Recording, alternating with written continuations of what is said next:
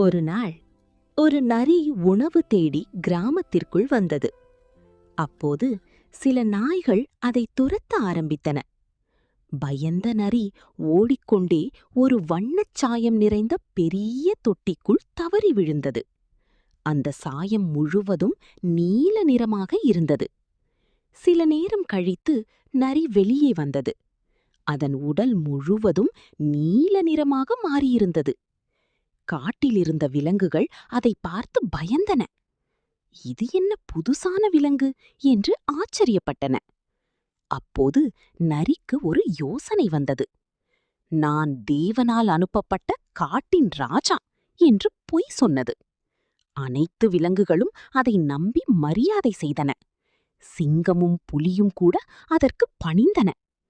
ஒரு இரவு தொலைவில் மற்ற நரிகள் ஊளையிடும் சத்தம் கேட்டது. அதை கேட்ட நீல நரியும் தன்னை மறந்து ஆவூ என்று ஊளையிட்டது.